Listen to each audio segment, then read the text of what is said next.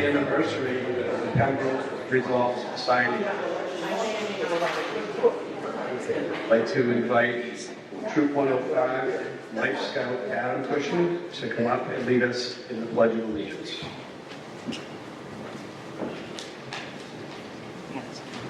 Thank you. I invite everybody to stand up and join me in the Pledge of Allegiance. I pledge allegiance to the flag of the United States of America and to the republic for which it stands, one nation, under God, indivisible, with liberty and justice for all. Thank you.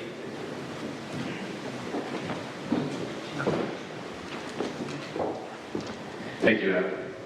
I'd like to now introduce Pastor Miriam Theodore from the First Church to lead us in an opening prayer. Let us pray. Our great and mighty God, as we gather here this evening, we want to take this opportunity to thank you for your goodness, your mercy, and your love. Father, we also thank you for being the sustainer and the arbiter of our lives. We gather in peace and remain united as residents and friends of the town of Pembroke. May our rich history and our willingness to always embrace peace be the emblem and foundation of our love. Bless all those who are gathered here this evening. Bless those who could not be here. And above all, bless those who are no longer here with us, including John Turner. While we remain in the spirit of your wholesome love, loving God, bless our church, bless all the inhabitants of this world, and bless this town of Pembroke. May the writing of this historic document, called the Resolve, and signed on December 28, 1772, may it always live on in our hearts and in the hearts of those who are yet unborn. Lord, grant us your mercy and love in this moment, and be with us always, here and forever. Amen. Amen.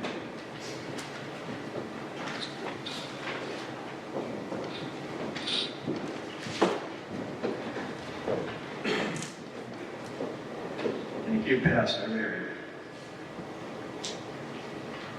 I'd like to now invite Marie Hughes up to recite George Bancroft's History of the United States, not the whole thing.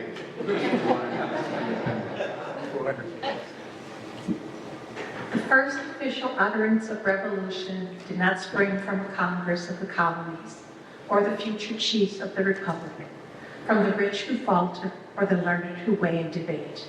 The people of the little interior town of Pembroke in Plymouth County, unpretending husbandmen, full of the glory of their descent from the Pilgrims, concluded a clear statement of their grievances with the prediction that if the measures so justly complained of were persisted in and enforced by fleets and armies, they will, in a little time, issue in the total dissolution of the union between the mother country and the colonies.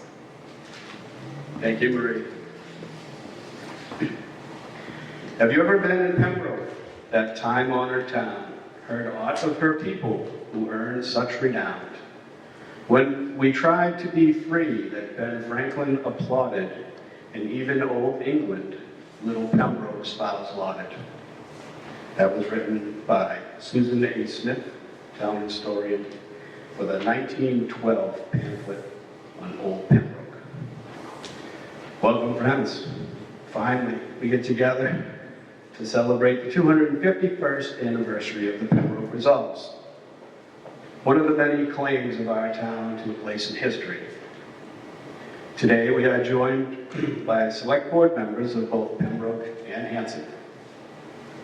Select Board Chairwoman Laura Kevitt and Ed Neal, Citizen Justine Huntley, Hanson Historical Society Kurt Travis, and Alan Clemens, historian. And then from Pembroke, we have Select Board Chair Dan Trabucco, John Brown, Steve Ciciotti, and Tracy Marino, and playing the part of Rich Flynn will be Becky Coletta. Thank you, Becky. Thank you all for joining us here today. We share a common history with our neighbors to the west in a special way. We are so much alike that it makes sense that we should be collaborating more than we are, and hopefully you feel that way too. Many great Pembrokians of the past would hopefully feel that same way. They consider themselves, certainly consider themselves as Hansonians too. Cushings, Thomases, the Hitchcocks, Whitten, Jocelyn, Barker, Whitman, Bierce, Hobart, and Oldham. Names familiar with both towns. Our common history. Pembroke Historical Society is happy to present each of the readers tonight with the Ancient Landmarks of Pembroke book. It's written in 1908 by Henry Litchfield. I hope you read it and use it in your research while advocating for the town. There are some great stories in there. Not all 100% accurate, but hey, nobody's perfect. Hanson, at the time of the writing of the Pembroke Resolves, was known as the West Parish. Prior to 1746, the western part of Pembroke, parts of Bridgewater, Abington, Halifax, Hanover, have been tossing around the idea of setting off as a separate township or precinct. So, in 1754, on June 7th, I think it was a cold day in June, but I'm not sure, the West Parish of Pembroke was granted. The new meeting house had been built, and the search for a minister began. We'll come back to that. All beginnings are arbitrary, says the book Fire of Liberty. It could be argued that American independence was implicit from the founding of the first settlements in Virginia and Massachusetts early in the 17th century. Possibly in 1765 with the Stamp Act, or the shots fired on the 5th of March in 1770, when 5 men died because they threw a couple of snowballs. A case could be made for the night of December 16th, 1773 at the Boston Tea Party. Some might say it started in the early morning hours on Lexington Green in April 1775. But here in Pembroke, we celebrate December 28th, 1772, with the unanimous adoption of John Turner's Resolves, the first utterance of separation from the mother country. The end of any war seemed easier to identify. Ceasefire is declared, terms are negotiated, and a treaty is signed, followed by rebuilding. But when war starts, oftentimes the match has been smoldering for a long time. That is certainly the case for the American Revolution. Needless to say, history doesn't happen in a vacuum. Events, people, and ideas are indelibly shaped by the world around them. The political, social, intellectual, scientific, cultural, and economic realities of that time and place. In a few moments, Steve Herman will be sharing some of his research on what led to the Pembroke Resolves. I hope you put yourself in their shoes, without presentism. Think about what it is meant to have a government clear across the Atlantic dictating to you what seems to be a local issue. Taking your ability to govern yourself, choosing who you buy your tea from, and deciding whether or not Elvis should look good on a stamp. Would you be loyal, or would you be signing the resolves? Would you risk everything, not knowing that there was a war coming, and for the next 10 years, there would be so much killing and fighting? Having come from a long line of military soldiers and sailors, it's easy to think, yeah, I would have jumped in and fought against the government. But then again, maybe I'd take the safe bet. Who knows? It wasn't there. But it's easy to look in the rearview mirror of history and think about how you would have done things better or faster, cheaper.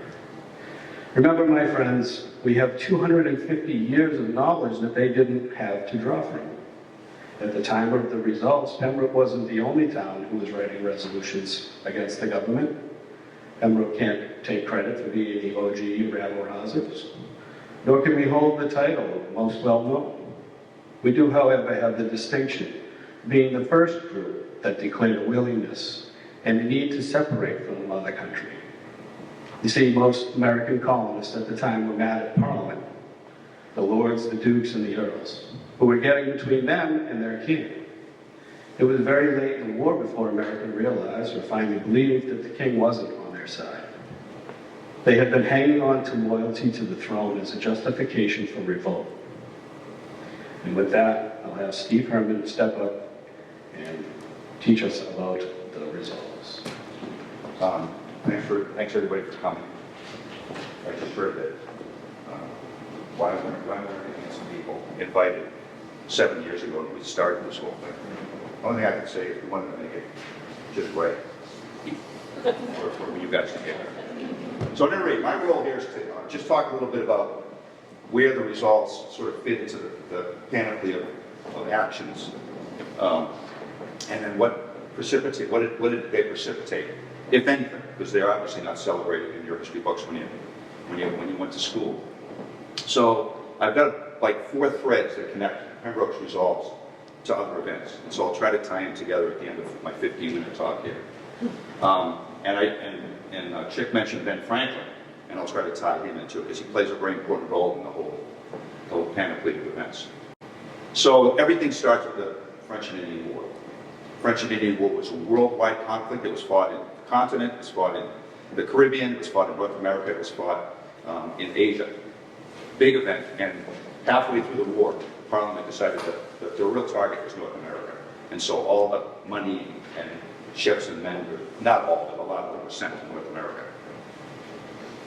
The British debt doubled because of the French and Indian War, so somebody got to pay.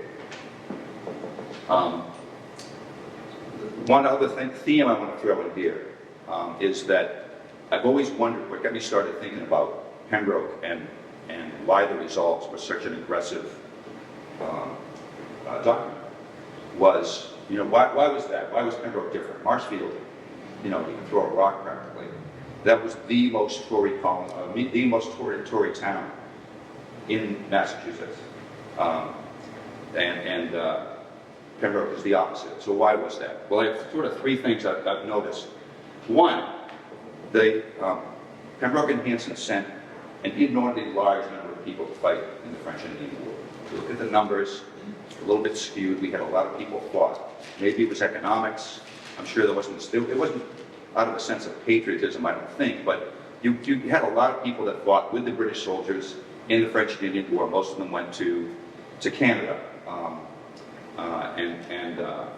If you look at the numbers of where people went, it's just a very large number. And I think if you read about how they were treated by the British, the professional British Army, it's all negative. They were given the crappiest jobs. Every officer from the colonies, colonial regiments, had a supervising British officer. And they were, generally speaking, they were treated very poorly. And I could talk about that, ad nauseum. But that's one of the reasons I think Pembrokians were so anti-British. Second thing is you had two players that you've already heard the names of here. And one of the most important was Gad Hitchcock. Gad Hitchcock was a fire-breathing, tallow-chewing patriot. And he was a master of speaking. He was widely recognized as one of the best speakers. Miles is going to talk about him a little bit, but he was one of the people that drummed up more support for the British and the French and Indian War. And then his tune kind of changed. I think he fought in that war. He was a pastor in the French and Indian War. And then, of course, John Turner, a real politician. He was in the Massachusetts legislature, very tied into the movers and shakers of Massachusetts General Court. And I think he knew a lot of things that he didn't spread around to people in Pembroke. But he's the other personality that I think pushed Pembroke into their radical views. And lastly, and one thing that Bancroft doesn't get at when it talks about the little interior town of Pembroke, but Pembroke was tied in economically to the rest of the world. I was looking at the numbers. I just looked at this yesterday through the Briggs book. I don't know if anybody's seen the Vernon Briggs book, shipbuilding on North River, but before 1740, there were 123 ships came out of the North River. 123. Almost all of them went to Britain. And so the currency exchange, the people exchange, Pembroke and Marshfield, Scituate, these shipbuilders were hired from all over the colonies. They ended up in South Carolina. And so there was a lot of cross-pollination of ideas and economies that made Pembroke a little bit different. You know, all the coastal towns, the ones that had shipping exchanges were different. They were a little bit more radical. So I think that Pembroke, you wouldn't think about that being Little Pembroke, but the North River puts us right in the middle of the world affairs. One other thing I wanted to mention, we can talk about this if anyone wants to talk about it, but if anyone has ever heard the term mercantilism, this is the British policy of exploiting their colonies. And people in Pembroke, in 1740, I don't know if anyone's ever looked at the town meeting records. The town meeting records for a whole year, in the Pembroke town meeting book, and most town meeting books, a whole year's events are in like a page and a half. And in the Pembroke town meeting book in 1740, there's 5 pages of description of how the colonies are being exploited by the British mercantilism policy.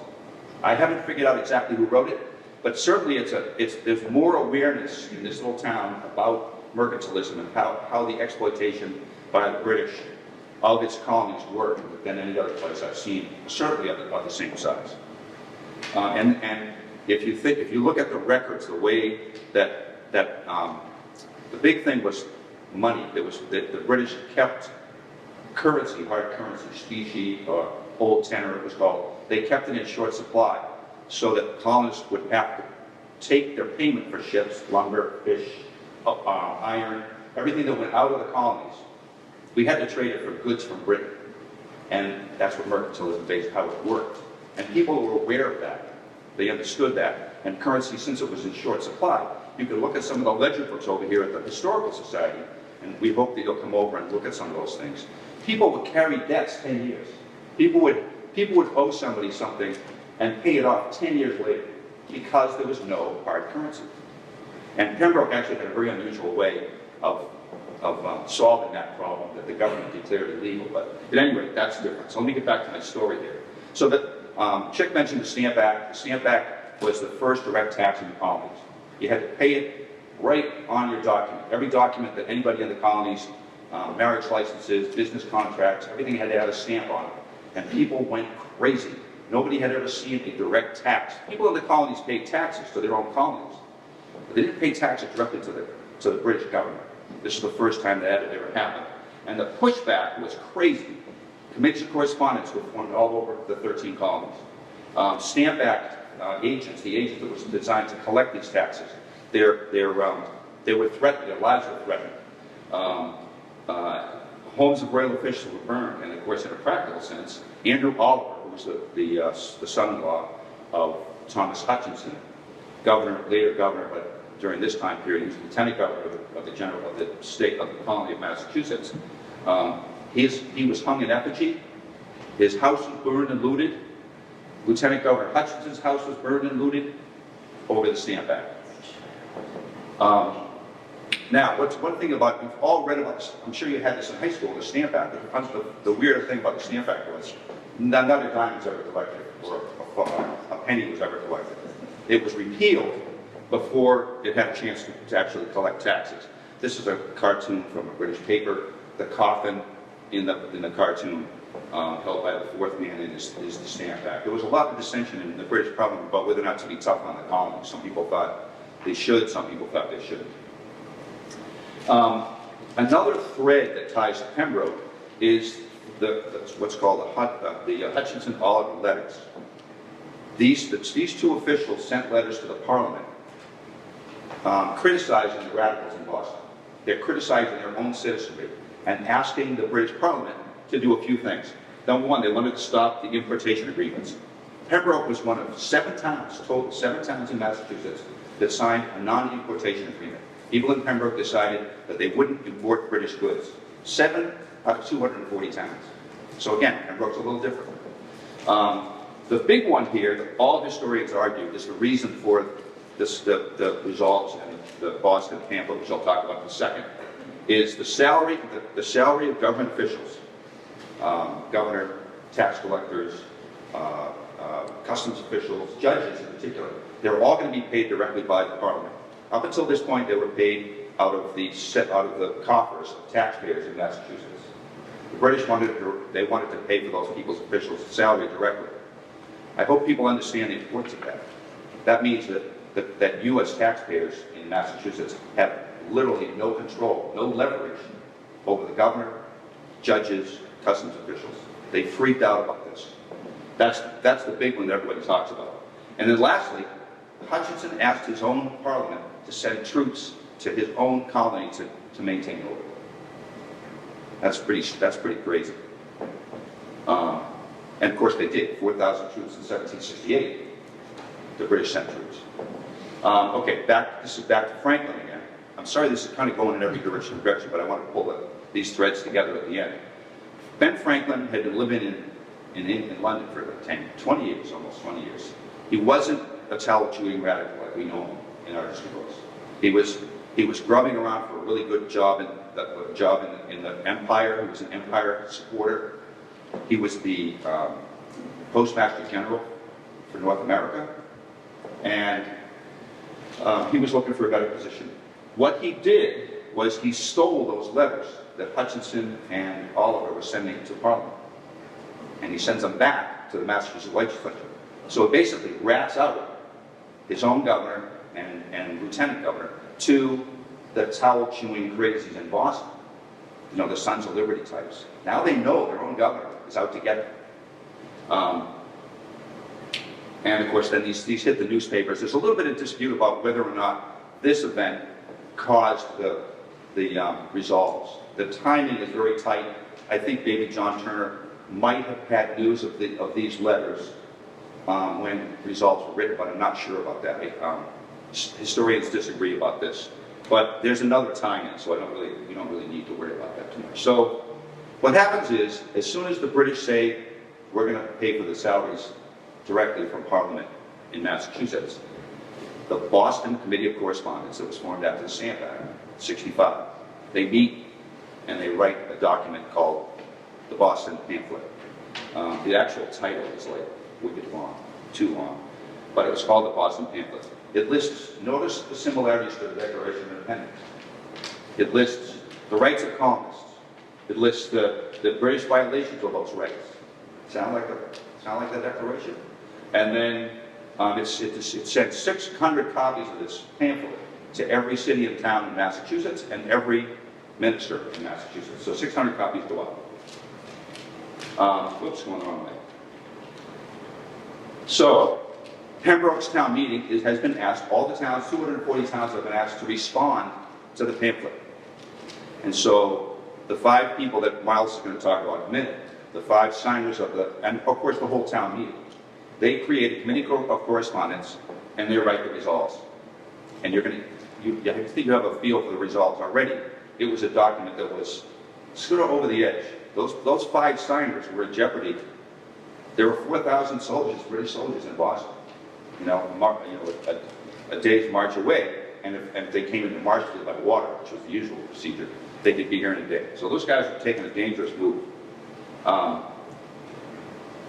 24 copies of things like the results were published in Massachusetts newspapers out of 240, and about 140 towns actually had town meetings where they talked about the pamphlet. Okay, so the pamphlet is written. The resolves are written. What happens afterwards? Well, a year later, the Boston Tea Party happens. And you might say, well, why? First of all, everyone knows that the brig Beaver was built here, right down the street. And it was one of the 3 ships that the tea was thrown off. It was built at brick kiln by Ichabod Thomas. Its first voyage was to London, then it came back with tea. And that tea got thrown over December of a year later. So, back to now, just quick, I'm almost done. I know you're getting sleepy. Remember I said Hutchinson and Oliver these guys were despised in Boston. These Bostonians hated these guys. And the legislature sent a letter to the Parliament asking that they be removed from office. So the Massachusetts General Court is asking for their own governor and lieutenant governor to be removed. Well, the Parliament has to take that seriously. They don't want to do it. They're not going to do it. It's obvious they don't really care what the Bostonians think. But they have to have a meeting. So they schedule a meeting. And Benjamin Franklin is there because Benjamin Franklin is the lobbyist in Massachusetts.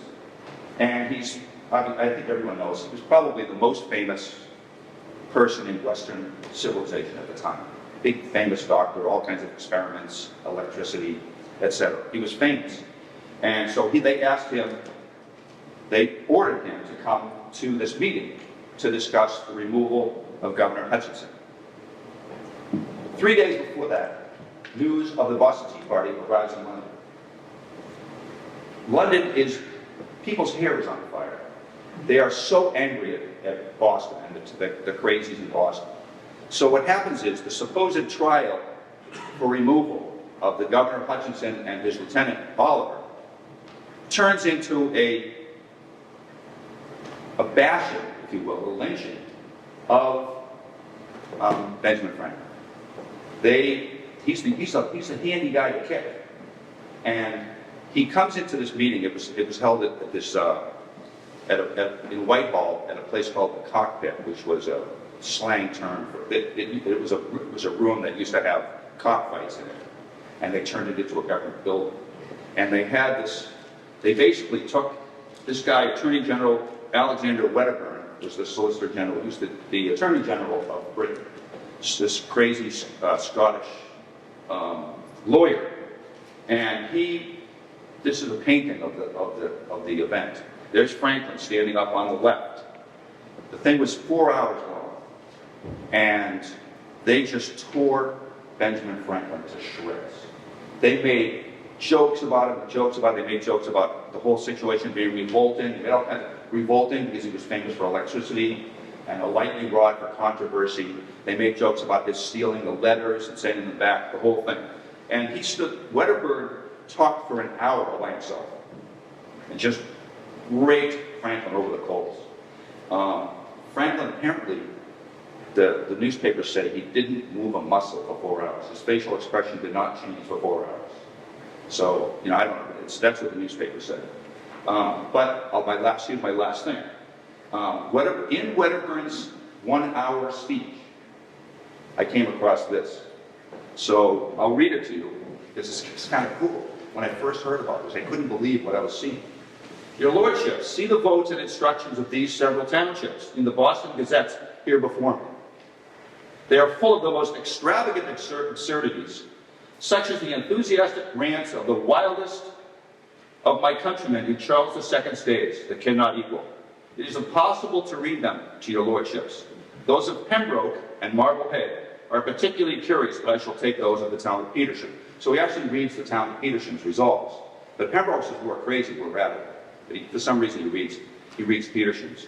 And so that's where Pembroke actually gets to London and is kind of made famous. And I think that's where Bancroft got the idea for Pembroke being the leader of this. And that's it. And now I'm going to turn it over to Miles. Oh, I'm sorry. Get me set up here. Thank you, Steve. So in researching tonight, in this book, Old Pembroke, that was written for the 200th anniversary of the town, I read this. And now let the fire burn ever so brightly, for was it not this the first town in all the colonies to rebel publicly against the crown? 2 years before Lexington and 3 years before the Declaration, Pembroke resolved that the continuance of British oppression must result in a total separation between mother country and the colonies. The simplicity and strength and pathos of the Bible dwells in those resolutions. They are the pioneers in the great American literature of independence, and having received worthy recognition as such in the pages of Bancroft and Channing. The circle firelight widens, the flames mount higher. I see them play upon the silver hair of that Pembroke minister in the Old South Church. Proclaim before a royal governor that sacred duty of resistance to tyranny. They show me a hospital tent in the besieging lines at Boston. I see them light up the thin, unfaltering face of Pembroke's volunteer soldier. He was only a boy who died in service of his country, meeting death as that others have braved, with a devotion that never questioned and never failed. I see them shine upon one Pembroke woman among hundreds, who with wet eyes and trembling lips, but a brave heart withal, sent forth her Lord to the wars. After 8 years, welcomed home again, him whom the sword of the general of the enemy had honored, wearing the laurels he had so well deserved. For death is the craven's wage, though he shun it, but valor winneth a bright wreath of victory. So now I invite Miles Prescott, Pembroke Historical Society's research director, to talk to us about Gad Hitchcock and the signers of the Resolves. We're still trying to get the slides up because wasn't connected. Does anybody know any songs?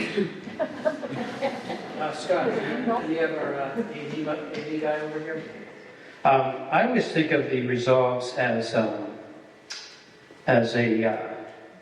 lesser-known older brother to the Declaration of Independence. That's the way I like to look at it.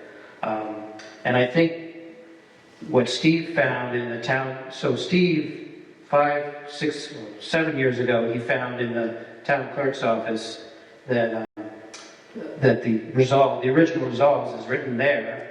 There's also a nice copy at the Cobb Library that has been there since 1909. It's the Cobb Library is open it's close to Hanson. It's open from 11 to 2 every Saturday, right, Justine? And there's a nice Resolves poster there. Well, it's framed nicely, and that's a good one to look at. And I think Steve also found a lot of the 1740 references to the mercantilism. I think that might have been Reverend Smith, one of the first ministers. His son, I think, was on the select, and he was a Harvard grad. So we would have to do some more research on that. So in any case, how many here are from Hanson or? Actually, I don't want to show that. I don't want to show that yet. I don't want to show that yet. Okay. I think it might not have the slides at the end. Okay. No, I'm not going to touch The it. slides at the end? I'm not touching it. Oh, you sure? Yeah. I'll make them up. We make stuff up anyway. Anyway, how many of you guys are from Hanson or lived there before? Okay, West Parish, right? So thanks for coming. We would have had, actually Chick's idea was to have, we've been having select do the Resolves readings since the beginning. I think John Brown was at our first one, and Tracy Marinos even did it at COVID when I think we only had enough people to read the Resolves. There was maybe 10 people there. So we had 73 last year. I think we would have had all the Hanson Select people if we had had it on Sunday, but it's a winter day on Wednesday, so winter wonderland here. And so essentially, so Chick's idea was to get the Hanson here, and we tried last year, and so now we finally got you guys here, so now we have to continue, right? Can you tilt that a little so it's... I'm gonna get seasick. I just have to hold it. So here is the West Parish Hanson roll. As Steve told, and Chick referred to 1746. It became the West Parish. Its first minister was. This is actually my next slide, but the first minister was Gad Hitchcock in 1748.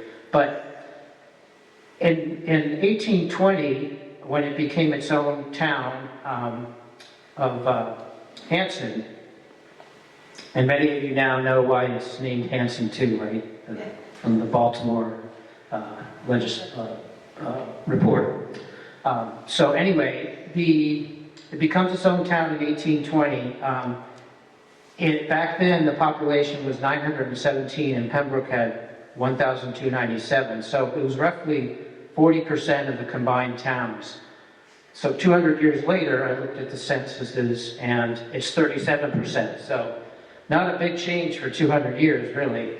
So I used some estimates here. We do know Pembroke's population in 1765 was 1409, and the first official census was in 1790.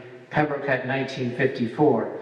Now, to track how many, Steve had mentioned the participation of the towns, Pembroke and Hanson, have been incredible. And I think it's because of the Resolves people that were involved in Gad Hitchcock, inspiring people to. I think that a lot of towns, they twisted your arm to volunteer maybe, and maybe they did it more here, because you'll see we have a pretty high population of soldiers. So, in 1790 census, 504 individuals were boys of 16 and men or boys over 16. So out of that 504, that's 29% of the population was able to fight. And I think the total number of soldiers in 1776, and that's Susan Smith, who I think you mentioned her, didn't you? She was a historian. She's got all the musters of all the soldiers. So essentially, it looks like about 90%, up to 90% that could fight, did fight. And based on that relationship of those, at least 200 fought from Hanson, I believe. We could, Kurt Travis of the Hanson Historical Society sent me a list, and it had about 40 soldiers in it that were supposed to be from Hanson, but we know there's a lot more because some of them, there were a lot more regiments in Pembroke, so some of them could have served for Pembroke. As Abel Stetson, one of the Resolve signers was from, was from Hanson. So now we have 2.5. So does everyone remember where they were for the bicentennial in 1776? Well, some of you were not born yet, but I was maybe 3 weeks from being a teenager, and I was probably getting into all kinds of trouble. I do remember the fireworks and stuff. But anyway, we have 2.5 years to prepare for the 250th in 2026. So we should really, between Christine Callahan, the cemetery group divisions, cemetery employees and stuff, have a dedication to those individuals. So I'll give you a spreadsheet, Steve. You can just start at 470, find out where they're buried. A lot of them aren't buried in Pembroke, but you need to find out where they're buried and all that stuff. So that'll be, we got 2.5 years, and then June Gillette can do all the, teach everybody how to clean the cemetery, the graves. So that's on her to do. So get her out of Plymouth sometime. Okay, so here we have Gad Hitchcock, born 1719 in Springfield, Massachusetts. Attended Harvard College in the ministry. Then his first job was as a minister up here.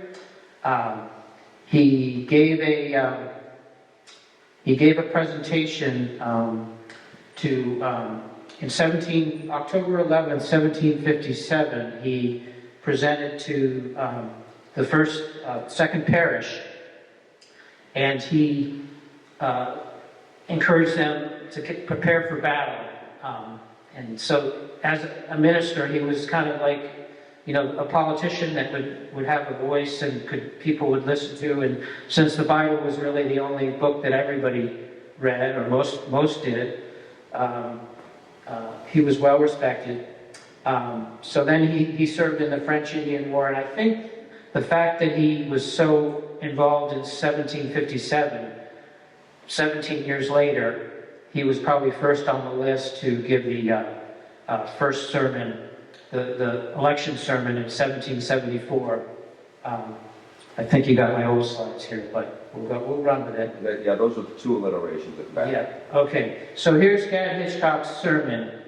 I got this for $14. It's kind of funny because that's not Gad Hitchcock. That's his son, who's the doctor. I think they pulled out the picture, and that happens a lot. But this is at the museum, so everybody can come and see it. It's basically how he talks to the military volunteers.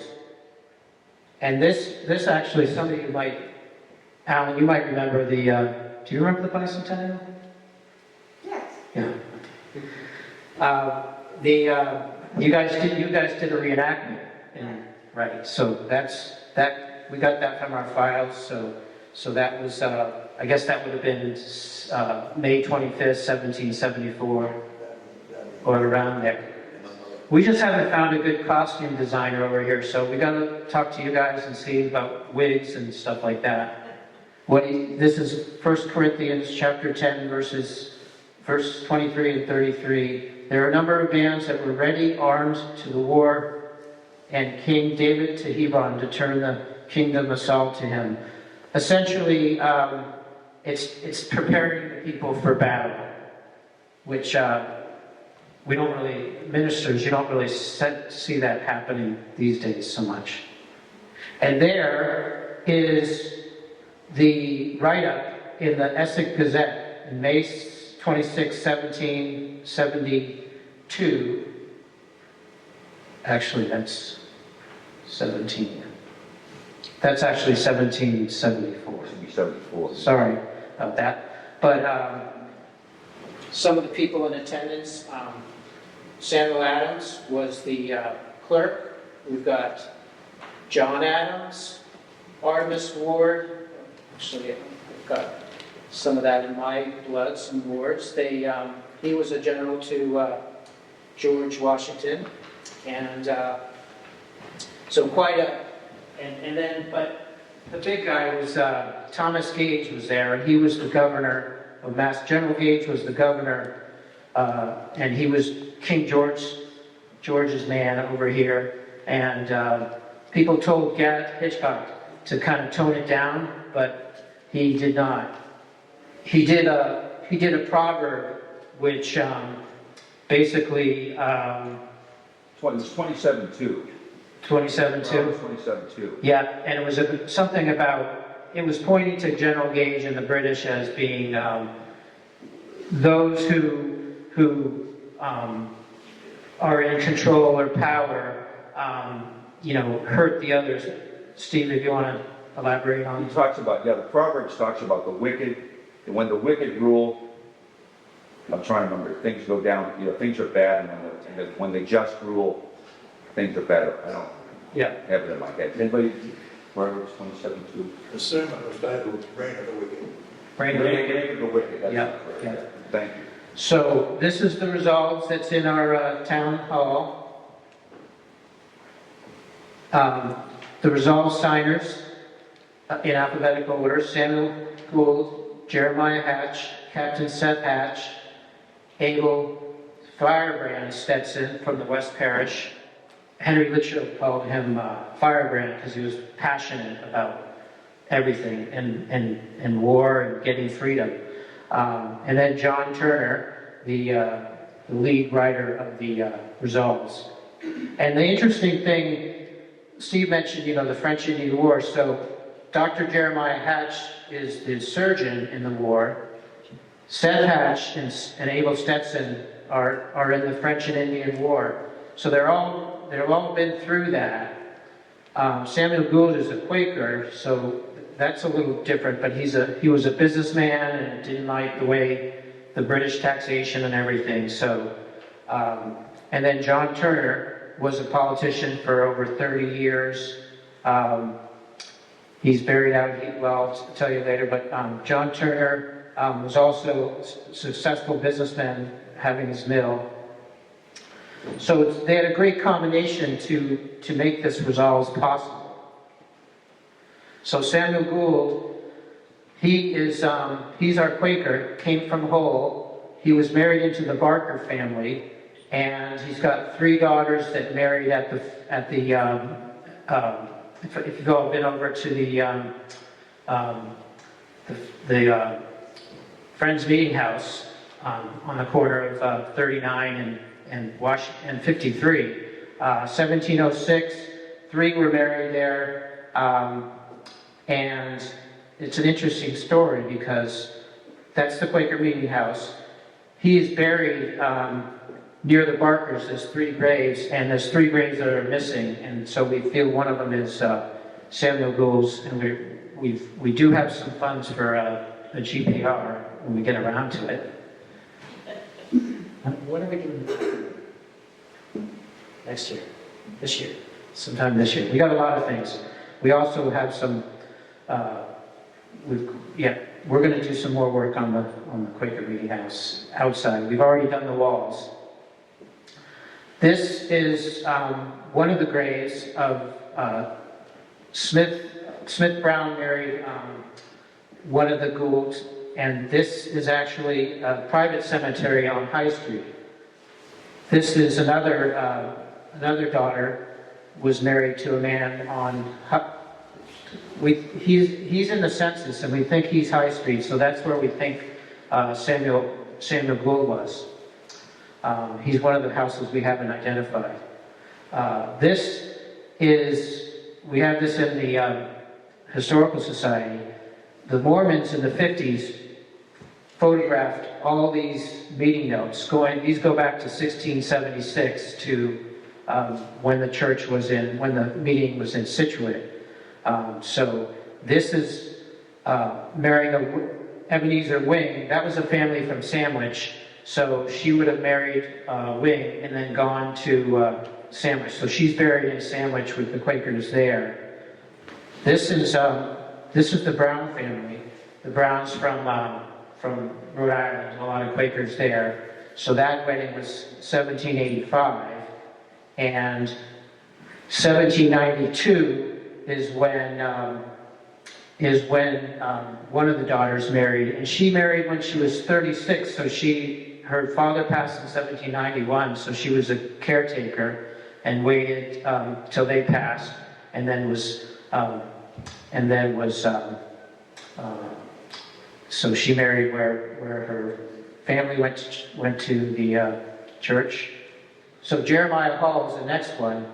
I was going to read this at the graves, but I think it's a little dangerous to go out there. But essentially, Jeremiah Hall, he was a in the same with John Turner in the Continental Congress there, and he knew George Washington. He was friends with George Washington's doctor, and he wrote a note here about the Tories in Marshfield, and one of them is Nathaniel Phillips, who's I believe that family married into a Quaker that's buried at the Meeting House. I think what Steve was saying about the importance of John Turner as well as Gad Hitchcock. The same can be said for Dr. Jeremiah Hall, because he was in the Provincial Congress, and he was friends with Dr. Warren, which I had a trivia. Dr. Joseph Warren, he was killed in battle at Bunker Hill. They were actually riding together, as Collingwood noted. They were riding together that day. Jeremiah Hall went off back to what he needed to do, and Jeremiah Hall's son actually was killed in the Boston siege, and he's buried over here too in 1776. So he was probably one of the last people to see Dr. Joseph Warren. If you've all been in town, Charlestown, the Warren Tavern, that's the tavern. This is the King's Highway Inn. That's his house. That's the oldest house in Pembroke from 1660. The original part has some of the original bricks in it. Steve and I have been there, and we did a tour. That's his medicine pouch. So this is coming from 1750s. We've got that on display for everybody to see. limited time only because we don't want to get these things out all the time. But it lists the different medicines. Steve looked into those. He was a pretty innovative doctor of the time. Some of these medicines weren't used in Europe until the 1800s, I believe.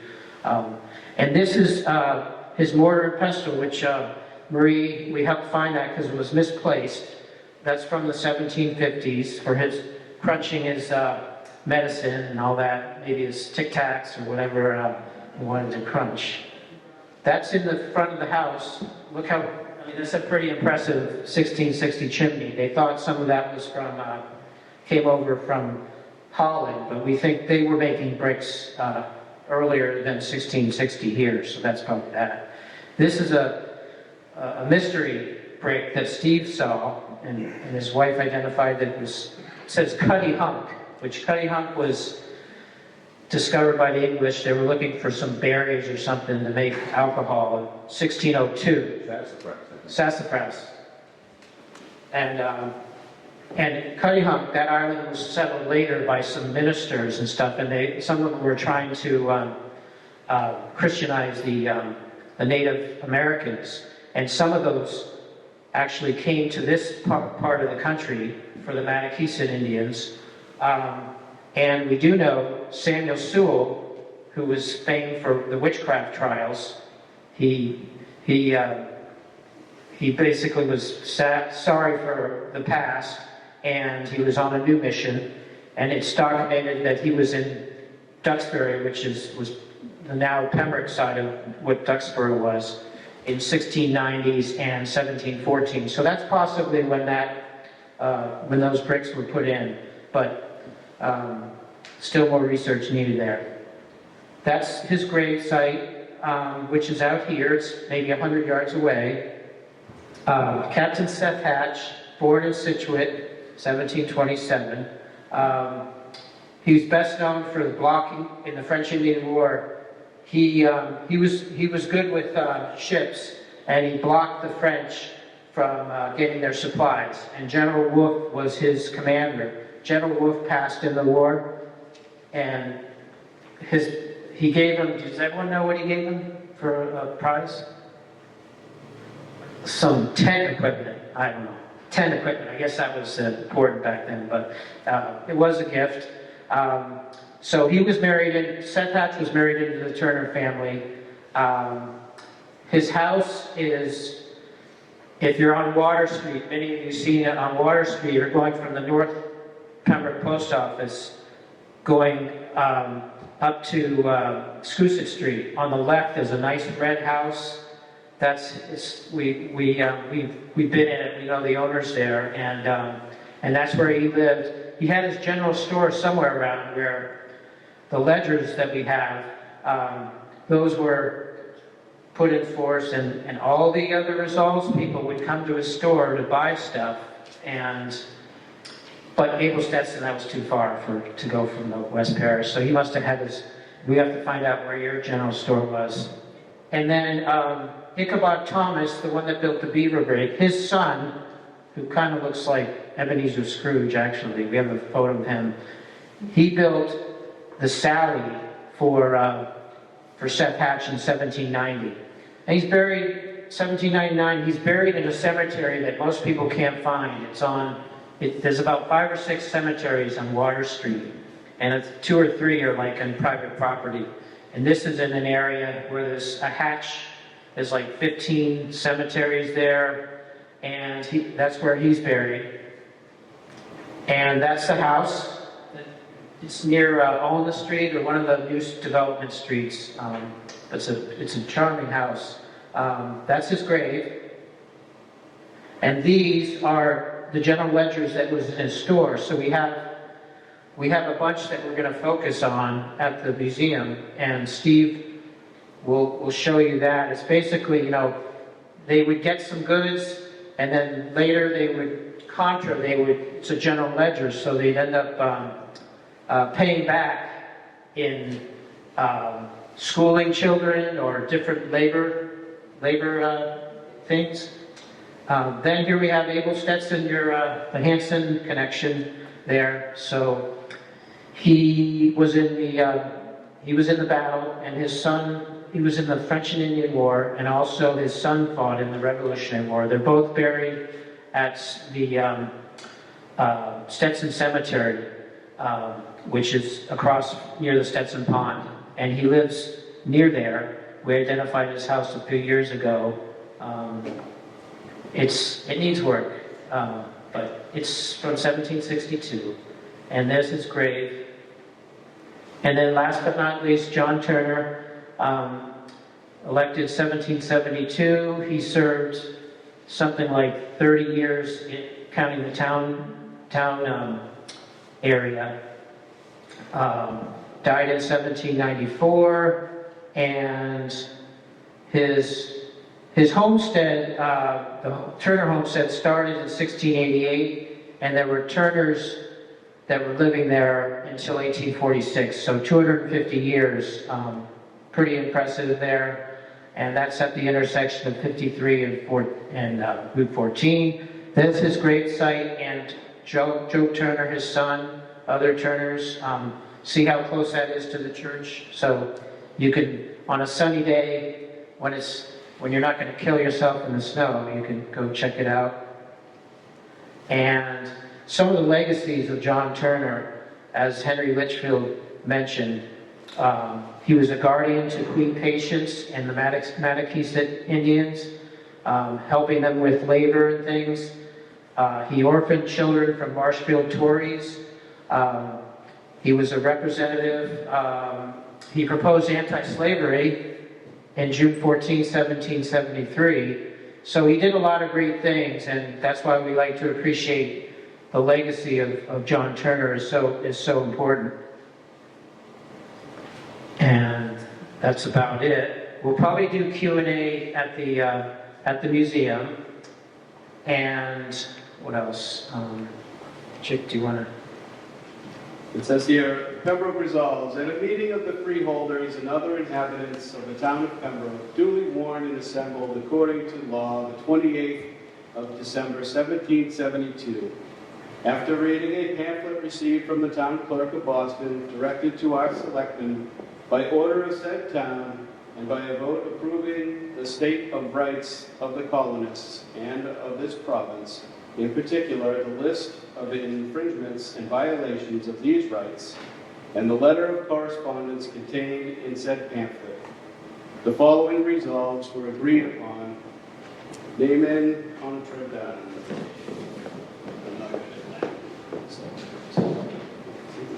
Right. Resolved, that the province in this town, as part of it, hath a right, whenever they think it necessary, to give their sense of public measures, and if judged to be unconstitutional and oppressive, to declare it freely and remonstrate or petition as they may deem best.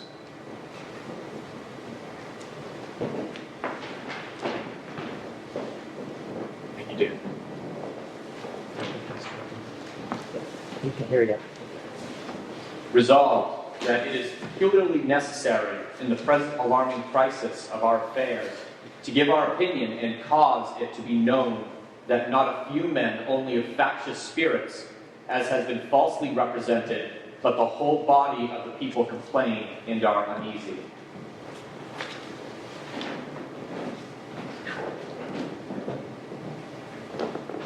Resolved, that although the British Parliament is the grand legislative of the nation, yet according to the original compact solemnly made and entered into between the King of England and our ancestors at their first coming into this country, in the present royal charter, no legislative authority can be exercised in or over this province, but that of the great and general court, or assembly consisting of the King or his representative, His Majesty's Council, and the House of Representatives.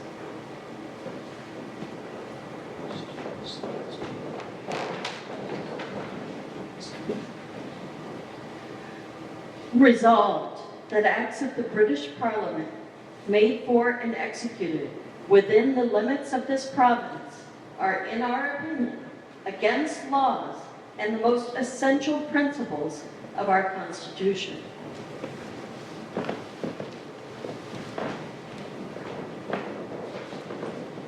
Resolves that the attacks that have the late years in this way be made and by mere dint and minstrel influences are daily making on our happy Constitution are of a very alarming nature, and ought to excite the jealousy and the attention of every member of this community, and that such persons as advise to the submission ought to be esteemed as enemies of their country.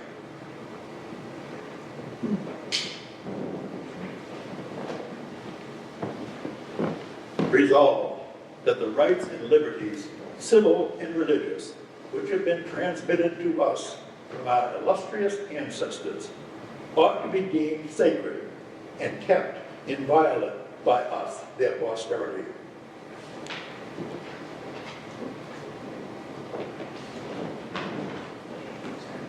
Resolved, particularly, that the late ministerial maneuver in affixing stipends or salaries to the offices of the judges of our superior court is an innovation that menaces the total abolition of fair trials and equitable issues at law and directly affects both the life and property of the subject.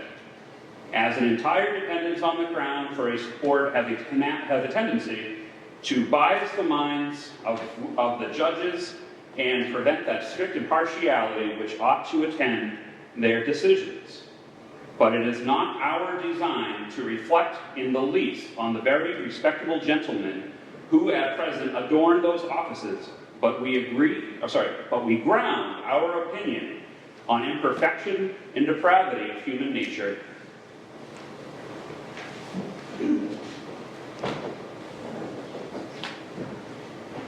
Resolved that the measures so justly complained of by this province and the other colonies on the continent are persisted in and enforced by fleets and armies.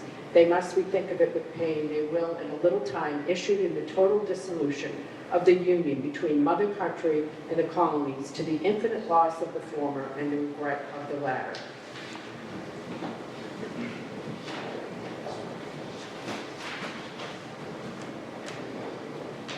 Resolved that the representatives of this town be instructed, and accordingly he is instructed, to use his utmost efforts in the next session of our General Assembly to obtain a radical redress of our grievances.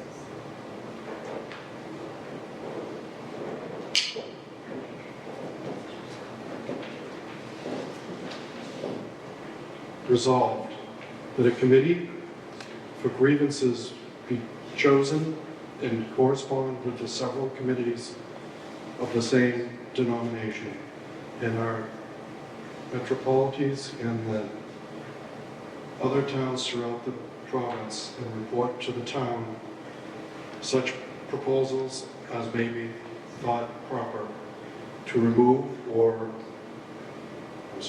eyes aren't doing well, unparalleled hardships, and accordingly the following gentlemen were chosen for the above purposes and ordered to transmit a copy of the proceedings to the town at their present meeting, to the committee of committees of correspondence at Boston.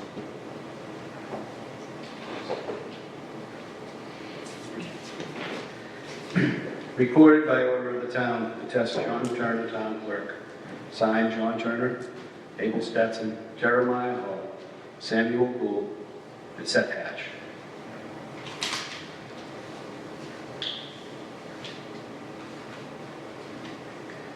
When I first decided to study history, I had been working as an electrician, and the company was called in to replace the electric service at the Adams Mansion in Quincy.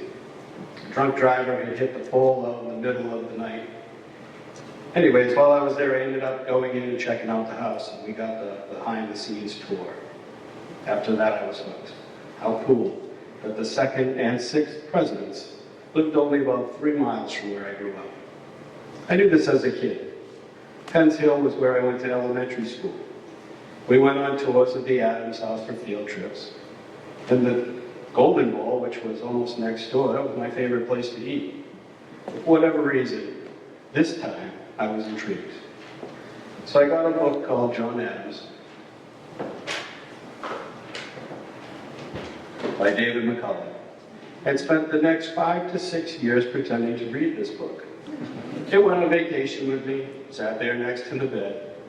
Every once in a while, I would take it out, dust it off, and read another chapter. At one point in the story, Adams receives a letter from an old Harvard classmate named Charles Cushing. It's my name. So a guy from Situate, who at some point shared a great-great-great-great-grandparent with me, knew Adams enough to write letters to him. He was a classmate, no less. Pretty cool. Anyways, then, in ADHD fashion, went down the proverbial rabbit hole and started learning about some of the other people who share the same Cushing name. So I'm not the typical history student. My trade brings me a lot closer to Ben Franklin than John Adams. Half the time I need to read and listen to the book many times in order to get the information. So aren't you glad that we're not charging for admission for this bit of education tonight? The point is, of all that is, anyone can be a student of history. I read this next part at the Brick Kiln Shipyard, but I thought it important enough to deliver it to you again tonight. This is from David McCullough. The teaching of history, the emphasis on the importance of history, the enjoyment of history should begin at home. We who are parents and grandparents should be taking our children to historic sites. We should be talking about those books in biography or history that we have particularly enjoyed, or that character whose characters in history have meant something to us. We should be talking about what it was like when we were growing up, the olden days. Children, particularly little children, love this. And in my view, the real focus should be at the grade school level. We all know that those little guys can learn languages so fast it takes your breath away. And the other very important truth is that they want to learn. If they can be taught to dissect a cow's eye, they can be taught anything. And there's no secret to teaching history or making history interesting. Barbara Tuchman said it in 2 words: tell stories. That's what history is, a story.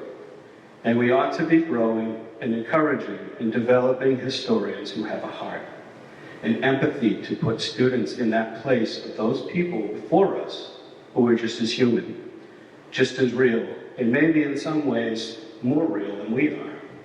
We've got to teach history and nurture history and encourage history because it's an antidote to the hubris of the present. The idea that everything that we have and everything that we do and everything we think is the ultimate or the best.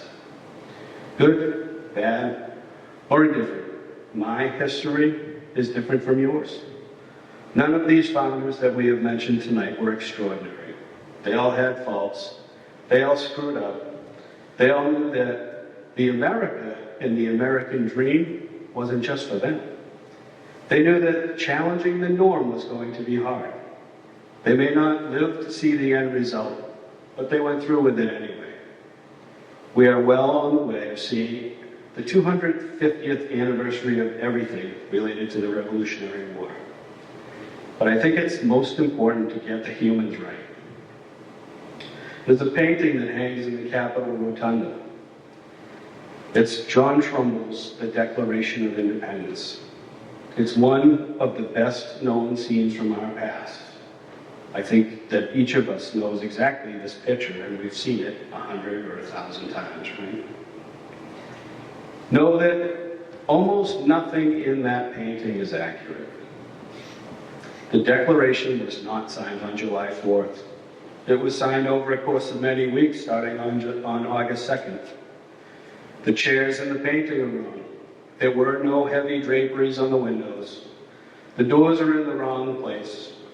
The military and flags and banners were a figment of Trumbull's imagination. There is only one thing that is accurate. Each and every person on the painting is a clearly identifiable picture of each of the signers. Trumbull was making a point, and I hope it doesn't get by people. That's what is important. Humans. For Pembrokians and Hansonians, John Turner, Abel Stetson, Samuel Gould, South Hatch, and Dr. Jeremiah Hall flipped the bird to the establishment. Because of that, I am proud to be from Pembroke. They made the hard choices. They tried. They showed up. and they learned from those who came before them. They put their entire lives on the line. Treason wasn't just a tagline for "we don't like you." No, it meant a noose around your neck. America and Americans always, eventually, get it right. Remember, when you think that the country is going down the drain, that it's always been going down the drain. 90% of the people are law-abiding, good and generous people who love their country, pay their taxes, care about their neighbors and their children's education. Never forget, one of the greatest freedoms is the freedom to think for yourself.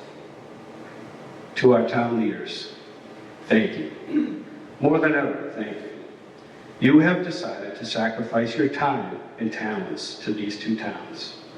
We people are better off for having each and every one of you in the roles that you serve. We aren't going to agree all, some, or ever, but the spirit of America lives in you. Service to the community is a thankless undertaking, and you should all be applauded. In the spirit of the Pembroke Resolves, those who wrote them and those who adopted them unanimously, keep up the good work. Regardless, you constantly think of others. When George Washington's term as president ended and John Adams was freshly sworn in, Washington is quoted as saying, "I am fairly out and you are fairly in. See which of us is happier." So thank you for joining us for the Pembroke Resolves. We'll be heading across the street to the museum for refreshments, open museum. If you have any questions, Al will answer them. Thank you very much.